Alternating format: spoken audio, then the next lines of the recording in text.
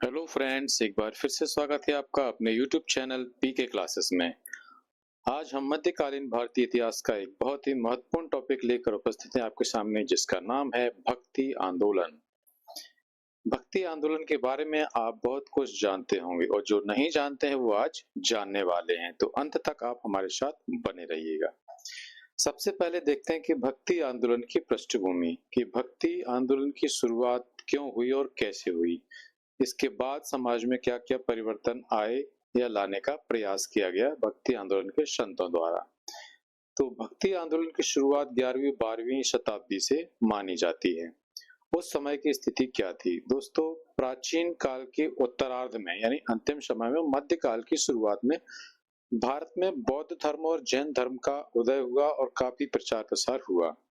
इनके प्रचार प्रसार का कारण था कि हिंदू धर्म में बढ़ा हुआ आडंबर और कुरीतियां। तो हिंदू धर्म के पुनरुत्थान के लिए कुछ संतों ने हिंदू धर्म में आई कुरीतियों को दूर करने का प्रयास किया और इन्हीं प्रयासों की जो परिणति थी वो भक्ति आंदोलन के रूप में होती है। तो चलिए आगे बढ़ते हैं, भक्ति आंदोलन क्या था। मध्यकाल में भक्ति आंदोलन मुख्य रूप से हिंदुओं का एक सुधारवादी आंदोलन था और इसमें क्या क्या सुधार किए गए? समाज में व्याप्त असमानता, जात पात, कर्म कांड आदि बुराइयों की बुराई यानी भर्त्सना करते हुए समाज में भाईचारा, सभी धर्मों की समानता, एकेश्वरवाद और ईश्वर भक्ति को महत्व दिया गया। वास्तव में भक्ति आंदोलन का प्रारंभ दक्षिण भारत में हुआ। और क्यों हुआ? वहां पर दो संप्रदाय अस्तित्व में थे उस समय, नयनार और अलवार। ये नयनार और अलवार संतों के मध्य मतभेद को समाप्त करने के लिए दक्षिण भारत में भक्ति आंदोलन का उदय हुआ था। अब सबसे पहले थोड़ा सा जान लेते हैं कि अलवार और नयनार कौन थे। यहाँ से प्रश्न कई बार पूछे जाते हैं। अलवार थे ये वैष्णव उपासक तमिल संत थे, यानी कि ये विष्णु की उपासना करते थे। और अलवार संतों की संख्या थी 12। ठीक है, हर एक लाइन में एक प्रश्न है, पूछा जाता है कि अलवार कौन थे, तो वैष्णव संत थे। इनकी संख्या कितनी थी? 12। कई बार पूछ लिया जाता है उपरोक्त में से कौन अलवार संत नहीं थे, तो आपको इन 12 के नाम भी याद होने चाहिए। इनमें महिला संत कौन थी? अंडाल। तो ये जो 12 थे इनके नाम हैं, आप देख लीजिए और अच्छे से याद भी कर लीजिएगा।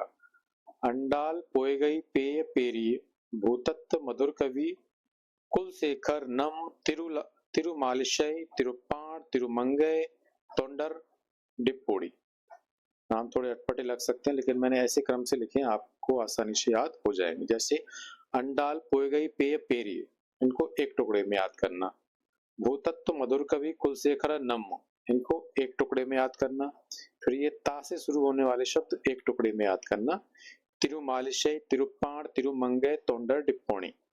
ठीक है, इस तरीके से इनको 3 टुकड़ों में बांटकर 12 नाम याद कर लेना। इन अलवार संतों का एक प्रमुख ग्रंथ है दिव्य प्रबंध, जिसमें इन्होंने अपनी विचारधाराओं का वर्णन किया है। इनमें अंडाल थी जो एकमात्र महिला संत थी। नयनार कौन थे? नयनार थे शैव उपासक संत। ये जो नयन शब्द है, नयन का अर्थ होता है आंख, और शिव जी को एक तीसरी आंख भी है, तो नयनार से याद रखना शैव उपासक संत। और इनकी जो संख्या थी वो थी 63। अब हम एक नजर देखते हैं कि भक्ति आंदोलन की विशेषताएं क्या थी। तो जो सूफी आंदोलन हमने पढ़ा है, बहुत कुछ विचारधाराएं उससे मिलती हुई भक्ति आंदोलन में देखने को मिलती हैं। जैसे कि एक ईश्वरवाद पर बल, यानी एक ईश्वर की विचारधारा को बल दिया गया कि आपस में लड़ना बंद करो, सभी का ईश्वर एक है। ईश्वर उपासना के लिए कर्म कांड और यज्ञों का परित्याग किया गया, यानी कि ईश्वर की उपासना शुद्ध मन से करो, इन कर्म कांडों की जरूरत नहीं है। जाति, धर्म, इस पर आधारित भेदभाव का विरोध किया गया, यानी कि मानव में मानवता और मानवीय समानता का प्रचार किया गया।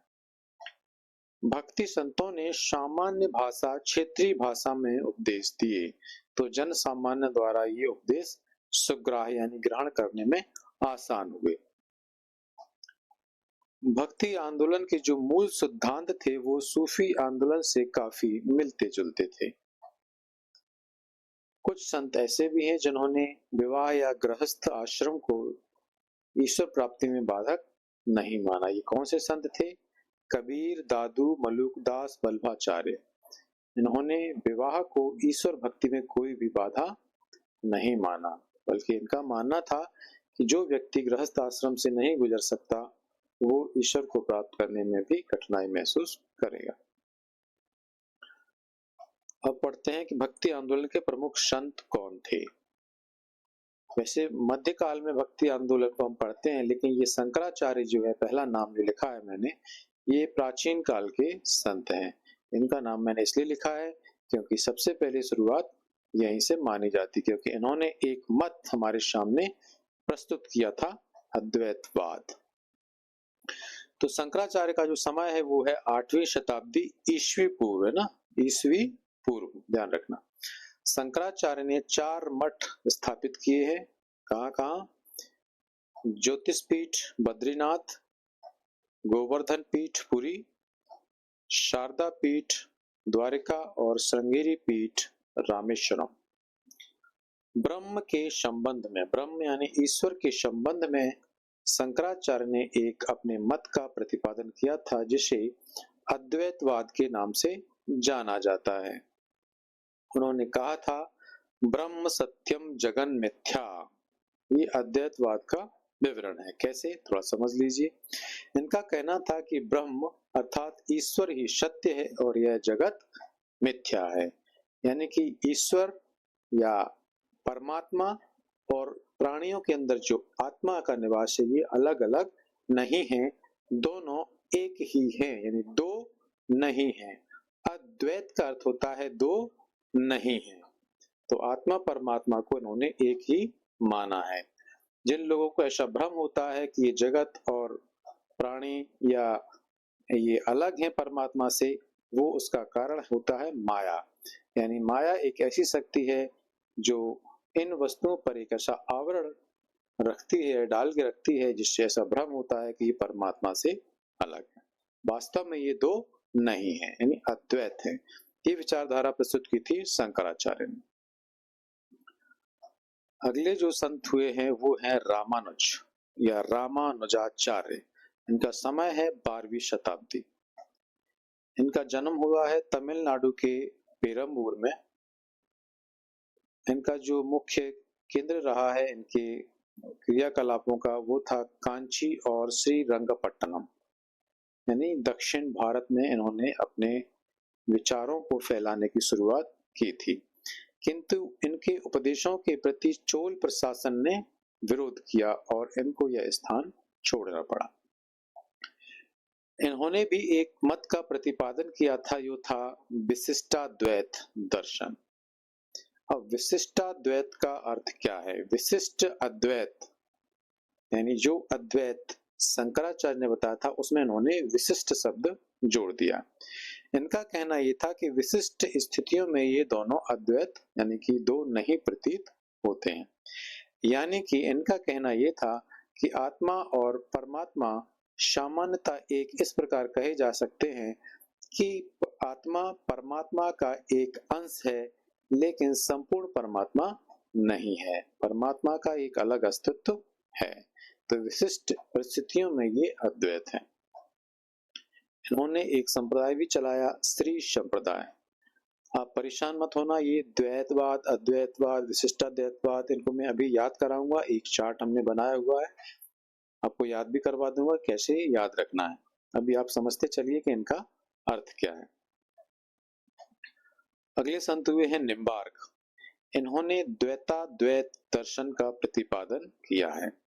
द्वैताद्वैत यानी इसमें द्वैत और अद्वैत दोनों का समावेश इन्होंने किया है, यानी कि ये दो भी हैं और दो नहीं भी है। दोस्तों मैं आपको बता दूं कि मुख्य विचारधाराएं दो ही है। क्या? एक द्वैतवाद, एक अद्वैतवाद। यानी एक मानती है कि आत्मा परमात्मा दो अलग अलग हैं और एक मानती है कि आत्मा और परमात्मा दो अलग अलग नहीं है। बाकी द्वैताद्वैत, विशिष्टाद्वैत, शुद्धाद्वैत ये इनके बीच में से निकाली गई विचारधाराएं। तो ये जो द्वैताद्वैत है, ये द्वैत और अद्वैत दोनों का मिश्रण है। ये निम्बार्क ने ये विचारधारा प्रस्तुत की है। ये ईश्वर के प्रति समर्पण अत्यधिक जोर देते हैं। अगले संत हैं माधवाचार्य। इनका जो कार्यकाल है वो 13वीं शताब्दी में रहा है। इन्होंने शंकराचार्य और रामानुज दोनों के मतों का विरोध किया है। यानी शंकराचार्य का कौन सा अद्वैतवाद, रामानुज का विशिष्टाद्वैत, दोनों का विरोध किया है। इन्होंने द्वैतवाद का प्रतिपादन किया है। यानी इनका स्पष्ट मत था कि आत्मा और परमात्मा दोनों ही अलग है, ये दोनों ही अलग हैं। ये लक्ष्मी नारायण के उपासक थे। तो इसमें क्या विशेष याद रखना है आपको, द्वैताद्वैतवाद, इस सिद्धांत का प्रतिपादन किया माधवाचार्य ने। और इसका अर्थ क्या है कि द्वैतवाद, द्वैतवाद यानी कि दो हैं। कौन कौन दो है, आत्मा और परमात्मा दोनों अलग अलग हैं। रामानंद, इनका जो समय है वो है 14वीं शताब्दी का। इनका जन्म इलाहाबाद में हुआ है और ये रामानुज के शिष्य थे। उत्तर भारत में भक्ति आंदोलन को सबसे पहले लाने का श्रेय इनको दिया जाता है। भक्ति आंदोलन को दक्षिण भारत से ये उत्तर भारत में लेकर आए, इसीलिए इनको उत्तर व दक्षिण भारत के मध्य भक्ति आंदोलन का एक सेतु का कार्य करने वाला कहा जाता है। तो ये रामानंद याद विशेष रूप से याद रखना, क्योंकि दक्षिण भारत से भक्ति आंदोलन को उत्तर भारत में लाने का श्रेय इनको दिया जाता है। और क्या विशिष्ट बात है इनके में, इन्होंने विष्णु के स्थान पर राम की भक्ति प्रारंभ की। रामानंद, राम में आनंद लिया इन्होंने और राम की भक्ति की। इस तरह इसको याद रखना, राम में इन्होंने आनंद लेना प्रारंभ किया रामानंद ने। इन्होंने संस्कृत के स्थान पर हिंदी में अपने उपदेश दिए। हिंदी उस समय तक जनमानस की भाषा बनने लगी थी और ज्यादातर बन चुकी थी, और इसलिए इनका यह आंदोलन काफी व्यापक रूप से लोकप्रिय हुआ और हिंदी साहित्य का सृजन भी प्रारंभ हुआ। तो इस तरह हिंदी भाषा के विकास में भी इन्होंने अपना योगदान दिया। इन्होंने जाति प्रथा की कटु आलोचना की और स्वयं उदाहरण भी प्रस्तुत किया। कैसे कि रामानंद के जो 12 प्रमुख शिष्य थे उनमें लगभग सभी जातियों के शिष्य थे। रविदास, कबीर, धन्ना, सेन, पीपा आदि कई 12 शिष्य थे जो अलग अलग जातियों के थे। वास्तव में मध्य युग में भक्ति आंदोलन रामानंद से ही प्रारंभ हुआ माना जाता है, क्योंकि रामानंद ने इस भक्ति आंदोलन को विस्तार दिया और दक्षिण भारत से कहां लेकर आए, उत्तर भारत में भी। कबीरदास भक्ति आंदोलन के ये बहुत ही महत्वपूर्ण और क्रांतिकारी संत थे। किस प्रकार थे, बहुत कुछ इनके बारे में जाना पड़ा हुआ है। इनका जन्म एक विधवा ब्राह्मणी के यहाँ हुआ था, जिसने लोक लाज के डर से इनको अपने घर से बाहर कहीं फेंक दिया था, और इनका पालन पोषण जो किया वो मुस्लिम परिवार में हुआ है। प्रारंभिक पालन पोषण मुस्लिम परिवार में हुआ है। इसीलिए कबीर स्वयं को न तो हिंदू कहते थे और न ही मुसलमान कहते थे। ये स्वयं को हमेशा ही एक योगी के रूप में प्रस्तुत करते थे। इन्होंने हिंदू मुसलमान एकता का प्रबल समर्थन किया है। इनकी कई चौपाइयां आपने पढ़ी होंगी, यहाँ पर मैंने सिर्फ एक लिखी है कि हिंदू मुस्लिम एकता के किस प्रकार ये हिमायती थे। हिंदू कहते हैं राम प्यारा, मुसलमान रहमाना। हिंदू कहते हैं राम प्यारा, मुसलमान रहमाना। आपस में दो लड़ते हैं, मरम कोई नहीं जाना। यानी हिंदू को राम प्यारा है, मुसलमान को रहीम, लेकिन वास्तव में ये दोनों एक ही हैं और इनको इनका एहसास या ज्ञान नहीं है, इसलिए आपस में ये लड़ते रहते हैं। ये निराकार और निर्गुण ईश्वर में विश्वास करते थे। इनका मानना था कि ईश्वर का कोई रंग रूप नहीं है, सर्वशक्तिशाली है, वो प्रकृति के रूप में वो ईश्वर निवास करता है, कोई अलग से इसका रंग रूप नहीं है। जाति पाति मूर्ति पूजा का विरोध किया। जब निर्गुण ईश्वर के उपासक थे तो मूर्ति पूजा का विरोध करेंगे, क्योंकि उसकी किसी मूर्ति में नहीं ढाला जा सकता, कोई उनको सेप नहीं दी जा सकती। अवतारवाद को भी इन्होंने अस्वीकार किया है। कबीर की शिक्षाएं बीजक में संग्रहित हैं और इस बीजक के ही कुछ हिस्से हैं साखी शब्द रमैनी। कबीर संत होकर भी आजीवन गृहस्थ बने रहे, अभी मैंने बताया था। ये साम्यवादी विचारधारा के समर्थक थे। सिकंदर लोधी ने इनके प्रभाव को स्वीकार किया है। इससे एक चीज और पता चलती है कि ये सिकंदर लोधी के समकालीन थे।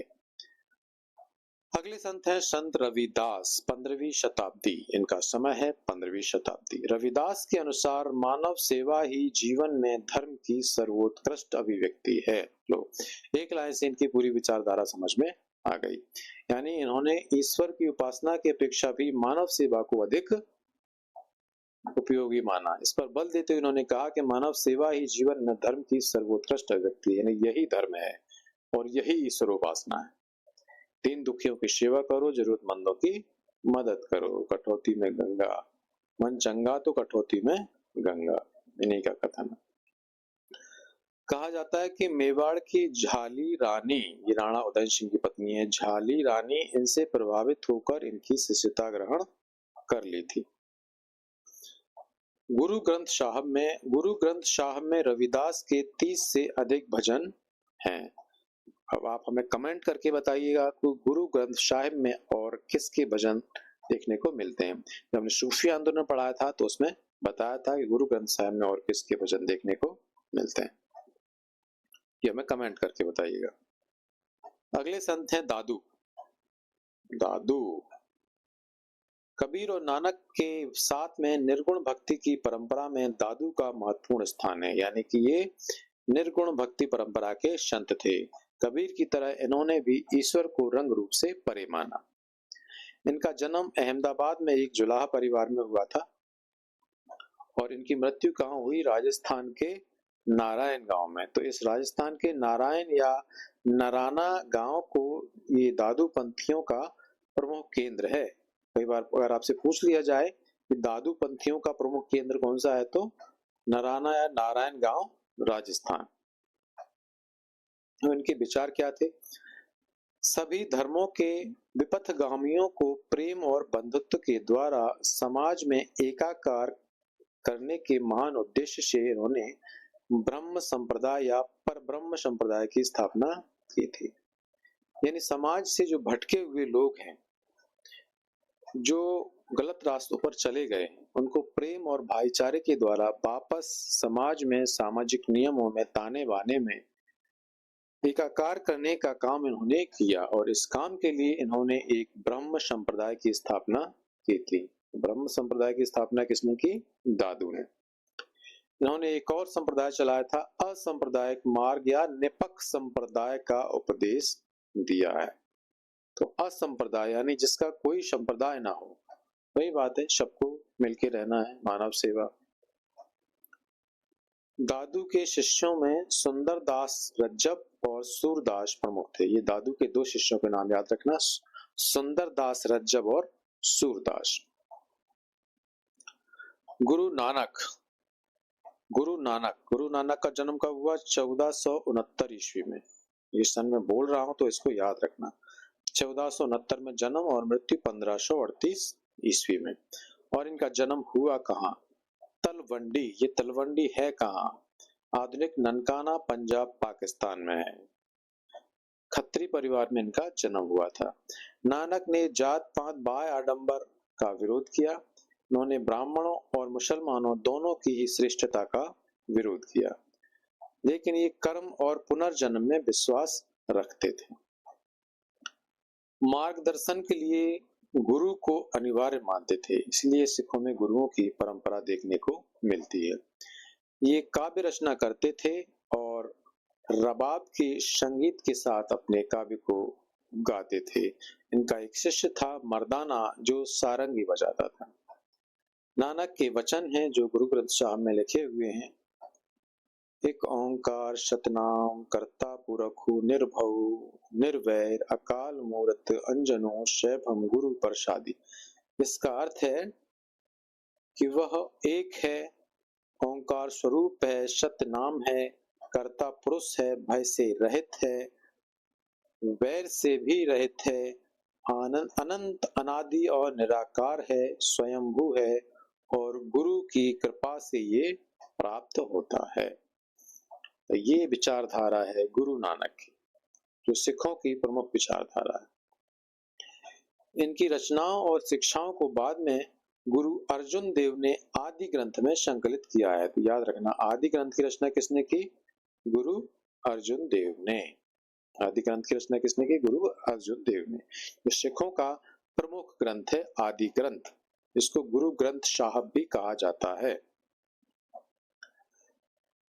इनकी मृत्यु कब हुई? 1538 ईस्वी में करतार साहब, ये भी पाकिस्तान में है, करतार साहब में इनका निधन हुआ। करतार साहब कहाँ है? पाकिस्तान के नारोवाल जिले में है। यह भारत पाक सीमा से 4.5 किलोमीटर दूर है। करतार साहब से भारत की सीमा तक एक कॉरिडोर बनाया गया है। इस कॉरिडोर के जरिए भारतीय नागरिकों को बिना वीजा के करतार साहब तक जाने की अनुमति रहती है। कई बार इस कॉरिडोर को लेकर भारत पाकिस्तान में विवाद भी हुए हैं। अगले संत है चैतन्य महाप्रभु। चैतन्य महाप्रभु, और इनका जो स्थान है वो नदिया, बंगाल में इनका जन्म स्थान है। इनका वास्तविक नाम था निमाई और विश्वम्भर। चैतन्य महाप्रभु का वास्तविक नाम क्या था? निमाई और विश्वम्भर। इन्होंने बंगाल में गौड़ीय वैष्णव धर्म, जिसको आधुनिक वैष्णववाद कहा जाता है, इसकी स्थापना की थी। मध्य गौड़ी संप्रदाय या अचिंत्य भेदा भेद की स्थापना इन्होंने की थी। अचिंत्य भेदा भेद, अब ये जो अचिंत्य भेदा भेद शब्द है वही द्वैत अद्वैतवाद से के समान ही ये एक शब्दावली है। अचिंत्य भेदा भेद, जिसका अर्थ है कि ईश्वर और परमात्मा और आत्मा में भेद है, लेकिन आत्मा को ही परमात्मा नहीं कहा जा सकता, वह उसका एक रूप है। ठीक है, यानी कि इनमें भेद है। भक्ति काल के ये एकमात्र ऐसे संत हैं जिन्होंने मूर्ति पूजा का विरोध नहीं किया। एकमात्र संत कैसे हो सकते हैं? और भी लोग हैं जिन्होंने विरोध नहीं किया। चलिए, इस पर आप ज्यादा गौर मत करना, ठीक है। इनकी दार्शनिक सिद्धांत अद्वैतवाद का समर्थन करते हैं। वही अचिंत्य भेदा भेद जो है ना, अद्वैतवाद का समर्थन करते हैं। ये स्थायी रूप से पुरी में रहते थे और यहीं पर इनका देहावसान हुआ है। पुरी यानी उड़ीसा के गजपति नरेश प्रताप रुद्र इनके शिष्य थे। ये कृष्ण के उपासक थे और भक्ति में कीर्तन का स्थान प्रमुख बनाया। बल्भाचार्य, इनका एक और नाम है विष्णु स्वामी। बल्भाचार्य विष्णु स्वामी, जन्म स्थान है वाराणसी और कार्यस्थली है दक्षिण भारत में विजयनगर, और ये कृष्ण देव राय के समकालीन थे। बिल्कुल याद रखना, पूछा जाए कि कृष्ण देव राय के समकालीन संत या विजयनगर में प्रमुख संत भक्ति आंदोलन के कौन थे? तो बल्भाचार्य विष्णु स्वामी। ये कृष्ण मार्गी शाखा के दूसरे महान संत थे। ये शुद्धाद्वैत में विश्वास रखते थे। अब ये शुद्धाद्वैत, ये शुद्ध अद्वैत, यानी कि शंकर के अद्वैत को ही उन्होंने और प्योर शब्द जोड़ दिया, यानी बिल्कुल शुद्ध है। तो अंतर क्या हुआ? जैसे शंकराचार्य माया का जिक्र करते हैं कि जो जगत है उस पर माया का एक आवरण है, जिस वजह से लोग आत्मा परमात्मा में भेद करते हैं, और इन्होंने शुद्धाद्वैत में बताया कि इनमें कोई भेद नहीं है, माया जैसी भी कोई चीज नहीं है, बस आत्मा परमात्मा यानी कि परमात्मा और ये जगत एक ही है। तो ये है शुद्धाद्वैत, और ये शुद्धाद्वैत का दर्शन किसने प्रस्तुत किया है? बल्भाचार्य ने। इनके लिखे ग्रंथ कौन कौन से हैं? सुबोधनी और सिद्धांत रहस्य, ये ग्रंथ का नाम याद रखना। इनके पुत्र हैं विट्ठलनाथ। विट्ठलनाथ ने कृष्ण भक्ति को बहुत अधिक लोकप्रिय बनाया है। अकबर ने इन्हें यानी विट्ठलनाथ को गोकुल और जैतपुरा की जागीरें दी थी। विट्ठलनाथ कौन है? बल्भाचार्य के पुत्र है, ठीक है। बल्भाचार्य ने पुष्टि मार्ग या भक्ति मार्ग में विश्वास रखते थे। इन्होंने रुद्र संप्रदाय की स्थापना की थी। परेशान मत हो, ये सारे संप्रदाय और दर्शन मैंने नीचे एक चार्ट में लिखे हुए हैं, आपको एक जगह देखने को मिल जाएंगे। मीराबाई। मीराबाई मेड़ता के राजा रतन सिंह राठौर की इकलौती संतान थी और इनका जो विवाह हुआ था वो राणा सांगा के पुत्र भोजराज से हुआ था। इनके विवाह के कुछ ही समय बाद भोजराज का निधन हो गया था और ये बचपन से ही कृष्ण को आराध्य मानती थीं और विधवा होने के बाद इन्होंने कृष्ण को पति या प्रेमी के रूप में इन्होंने इनकी उपासना की। अपने काव्य में कृष्ण को प्रेमी, सखा या अपना पति मानकर चित्रित किया गया है। इन्होंने राजस्थानी और ब्रज भाषा में गीतों की रचना की है। सूरदास भक्ति आंदोलन का एक और ही दूसरा बहुत ही महत्वपूर्ण नाम है सूरदास। इनका जन्म कहाँ हुआ, इसके संबंध में दो मान्यताएं। एक मान्यता कहती है कि आगरा मथुरा के मार्ग पर रुकनता गांव में इनका जन्म हुआ है और दूसरी मान्यता कहती है दिल्ली के पास सीही गांव में इनका जन्म हुआ है। ये अकबर के समकालीन थे, बल्लभाचार्य के शिष्य थे, अभी मैंने बताया था। बल्लभाचार्य के शिष्य थे और अष्टछाप के कवियों में सर्वश्रेष्ठ थे। श्रृंगार रस और वात्सल्य रस के महान कवि थे। श्रृंगार रस और वात्सल्य रस यानी राधा और कृष्ण के श्रृंगार रस का भी इन्होंने वर्णन किया है और कृष्ण और इनकी माता के वात्सल्य रस का भी इन्होंने वर्णन किया। ये मथुरा वृंदावन के बीच रहते थे और श्रीनाथ जी के मंदिर में भजन कीर्तन करते थे। कृष्ण के परम भक्त थे। ब्रज भाषा में इन्होंने रचनाएं की हैं। इनकी जो प्रमुख रचनाएं हैं सूर सागर, सूर सारावली, साहित्य लहरी, ये तीन इनकी प्रमुख रचनाएं हैं। बल्लभाचार्य से बल्लभ संप्रदाय में दीक्षा ली थी, बताया दिया। बल्लभाचार्य के ये शिष्य थे। तुलसीदास, तुलसीदास को कौन नहीं जानता। 1532 से 1623 ईस्वी तक इनका जीवन रहा और इनका जन्म हुआ राजापुर गांव, बांदा, उत्तर प्रदेश में। ये अकबर और जहांगीर के समकालीन थे। पत्नी रत्नावली की प्रेरणा से ये राम के भक्त बने। रत्नावली की कहानी आप जानते होंगे कि ये पत्नी से बहुत प्रेम करते थे। एक बार सब कुछ छोड़ छाड़ रात के अंधेरे में पत्नी से मिलने मायके पहुंचे, तब पत्नी ने इनको दुत्कारा कि इतना प्रेम अगर तुमने राम से किया होता तो आज आपको मोक्ष मिल जाता। उसके बाद इन्होंने राम की भक्ति प्रारंभ कर दी। इन्होंने 1574-75 ईस्वी में अवधी भाषा में रामचरितमानस की रचना की थी। रामचरितमानस की भाषा क्या है? अवधी भाषा। और इसकी रचना की कब? 1574 या 75 ईस्वी में। रामचरितमानस के अलावा इनके जो प्रमुख ग्रंथ हैं वो कवितावली, गीतावली, विनय पत्रिका, रामलला, नैछू, ये याद रखना। महाराष्ट्र में भक्ति आंदोलन की क्या स्थिति थी, थोड़ा सा जान लीजिएगा। महाराष्ट्र में भक्ति आंदोलन के दो प्रमुख संप्रदाय थे। कौन से? बारकरी संप्रदाय और धरकरी संप्रदाय। बारकरी और धरकरी, बारकरी और धरकरी।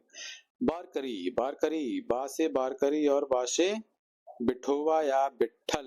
तो याद रखना, जो बारकरी संप्रदाय ये बिठोवा या विट्ठल के भक्त थे और बिठोवा या विट्ठल को कृष्ण का अवतार मानते थे और ये धरकरी संप्रदाय भगवान राम के भक्त थे। ठीक है, याद करने में कोई परेशानी नहीं होगी। बासे बारकरी, बासे विट्ठल या बिठोवा, ये कृष्ण के अवतार थे और धरकरी संप्रदाय राम के भक्त थे। जो बारकरी संप्रदाय था इसका प्रमुख केंद्र था पंढरपुर। पंढरपुर बरकरी संप्रदाय का प्रमुख केंद्र था और इसके जो प्रमुख संत थे ज्ञानदेव, नामदेव और तुकाराम। ज्ञानदेव, नामदेव, तुकाराम, ज्ञानदेव, नामदेव, तुकाराम, पंढरपुर केंद्र और बारकरी संप्रदाय। और कुछ प्रमुख संत हैं जिनके बारे में बहुत ही कम वर्णन मिलता है पुस्तकों में, तो कुछ नाम मैंने लिखे हैं, आप गौर फरमाइएगा। शंकर देव, ध्यान रखना, शंकराचार्य नहीं है, शंकराचार्य से अलग है। शंकर देव ये 15वीं-16वीं शताब्दी में, शंकराचार्य कब के? 8वीं शताब्दी ईस्वी पूर्व। तो ये शंकर देव का जो कार्य क्षेत्र था वो असम था और ये कृष्ण के भक्त थे, मूर्ति पूजा के विरोधी थे। देखो ये दूसरा नाम भी मिल गया, मूर्ति पूजा के विरोधी थे। इनके धर्म को सामान्यतः महापुरुषी धर्म माना जाता है। बस ये नाम याद रखना कि महापुरुषी धर्म किससे संबंधित है? शंकर देव। शंकर देव कहाँ के थे? असम के थे, है ना, ये याद रखना। ये लक्ष्मी, राधा, सीता आदि की मान्यता इन्होंने नहीं दी, यानी कि जो महिला देवियां हैं इनको इन्होंने मान्यता नहीं दी, ये केवल पुरुष देवताओं को मान्यता दी है। वाह भैया। नरसिंह मेहता 15वीं शताब्दी के संत थे। उनका जो कार्य क्षेत्र था वो गुजरात था और ये कृष्ण के प्रेम में गुजराती गीतों की रचना इन्होंने की है। इनकी रचनाओं का जो संकलन है उस संकलन का नाम है सूरत संग्राम। सूरत कहाँ है? सूरत गुजरात में। सूरत संग्राम नरसिंह मेहता। नरसिंह मेहता कहाँ के हैं? गुजरात के। गांधी जी का प्रिय भजन सबने सुना होगा, वैष्णव जन तो तेने कहिए। इसकी रचना इन्हीं नरसिंह मेहता ने की थी। चंडीदास, ये संत हैं। चंडीदास कार्यक्षेत्र है बंगाल। बंगाल में इन्होंने सहजिया संप्रदाय की स्थापना की। गोविंद प्रभु संत हैं महाराष्ट्र के और महाराष्ट्र में इन्होंने महानुभाव संत पंथ की स्थापना की थी। एक नजर में देख लेते हैं कौन कौन से संप्रदाय अस्तित्व में आए भक्ति आंदोलन में, कौन कौन से मत और उनके संस्थापक कौन थे। ठीक है, चार्ट को बिल्कुल याद रख लेना। स्मृति संप्रदाय और अद्वैतवाद मत, इनकी स्थापना की है शंकराचार्य ने। ठीक है, अद्वैतवाद क्या है बता चुके हैं। श्री संप्रदाय विशिष्टाद्वैतवाद, इसकी जो स्थापना की है वो रामानुजाचार्य ने की है। रामानुज, राम विशिष्ट है ना, तो विशिष्ट अद्वैत किसने चला दिया? राम ने। ऐसे याद रखना, राम बहुत ही विशिष्ट है भाई, बहुतों के आराध्य देव है, तो विशिष्ट अद्वैतवाद रामानुज। ब्रह्म संप्रदाय और द्वैतवाद का प्रतिपादन किया है माधवाचार्य ने। माधव है ना, माधव ने क्या किया है? द्वैतवाद, यानी कि दो हैं, स्पष्ट दो है। कौन दो? परमात्मा और आत्मा। किसने कहा? माधवाचार्य ने। शंकराचार्य ने कहा अद्वैत, यानी दो नहीं है। राम तो विशिष्ट हैं, तो रामानुज ने क्या कहा? विशिष्ट स्थिति में अद्वैत है। सनक संप्रदाय और द्वैताद्वैत मत, ये चलाया है निम्बार्क ऋषि ने। निम्बार्क ने क्या कहा है? द्वैत अद्वैत दोनों ही स्थितियां उपस्थित होती हैं। रुद्र संप्रदाय पुष्टि मार्ग या शुद्धाद्वैतवाद, ये दर्शन प्रस्तुत किया है वल्लभाचार्य ने। शुद्धाद्वैत क्या है हम बता चुके हैं, यानी अद्वैत को इन्होंने और परिष्कृत कर दिया है, यानी कि आत्मा परमात्मा के बीच से माया को इन्होंने हटा दिया है, वो वल्लभाचार्य ने। मध्य गौणी संप्रदाय या अचिंत्य भेदाभेद, चिंत्य चैतन्य ऐसे नाम मिला के रखना। अचिंत्य और चैतन्य महाप्रभु ने कौन सा संप्रदाय चलाया? अचिंत्य भेदाभेद या मध्य गौणी संप्रदाय। निपक संप्रदाय, असांप्रदायिक मार्ग, ब्रह्म संप्रदाय, ये सब कुछ चलाए हैं दादू की कर्मस्थली क्या थी? राजस्थान का नारायण गांव। ठीक है, जो व्यवहारवाद मत का प्रतिपादन किया है रामानंद ने। अब ये छोटी छोटी बातें थोड़ी सी और। वैष्णव धर्म के 4 प्रमुख संप्रदाय हैं, कौन कौन से? श्री संप्रदाय, ब्रह्म संप्रदाय, रुद्र संप्रदाय और शनक संप्रदाय, यानी ये वैष्णव विचारधारा के संबंधित हैं। ठीक है, आपसे अगर पूछ लिया जाए कि कौन सा संप्रदाय वैष्णव विचारधारा से संबंधित है या नहीं है, विचारा नाम याद रखना। श्री ब्रह्म रुद्र शनक। ठीक है। उत्तर भारत में भक्ति आंदोलन की त्रिमूर्ति कौन कहे जाते हैं? नानक, कबीर और रैदास। उत्तर भारत में भक्ति आंदोलन की त्रिमूर्ति नानक, कबीर और रैदास। तो दोस्तों, इसके साथ आज का टॉपिक हमने पढ़ लिया है। भक्ति आंदोलन के प्रमुख संतों के बारे में हमने जाना और उनके बारे में प्रमुख उन बातों को जाना जो परीक्षा के दृष्टिकोण से महत्वपूर्ण हैं, क्योंकि इन संतों के बारे में सब कुछ बता पाना एक वीडियो में असंभव है।